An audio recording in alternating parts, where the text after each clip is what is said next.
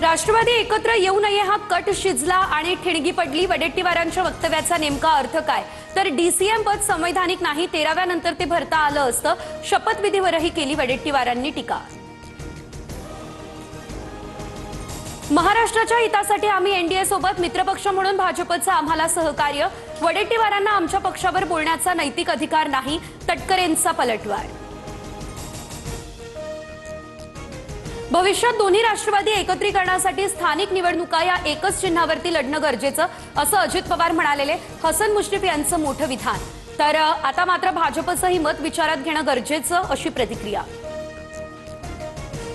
दोन्ही राष्ट्रवादीच्या विलीनीकरणाच्या चर्चेत जे नव्हतं त्यांना बैठकीबाबत काय माहित असणार? अनौपचारिक चर्चेदरम्यान शरद पवारांचं विधान। फडणवीसांना लगावला अप्रत्यक्ष टोला।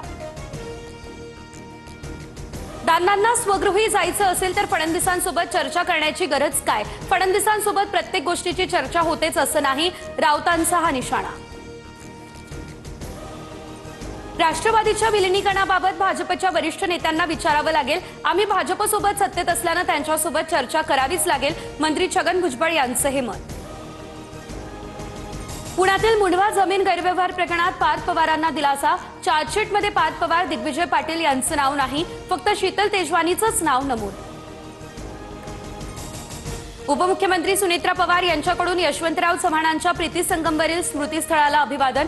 सुनील तटकरे, रुपाली चाकणकर, मकरंद पाटलांचीही उपस्थिती।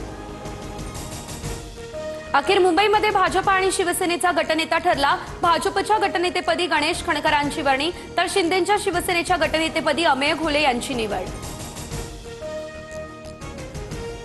मुंबई पालिकेच्या 18 प्रभाग समित्यांपैकी 8 प्रभागांवरती आता ठाकरे बंधूंचं वर्चस्व। महायुतीसह समसमान सत्ता। 8 प्रभाग समितींवर ठाकरेंच्या नगरसेवकांची कमान।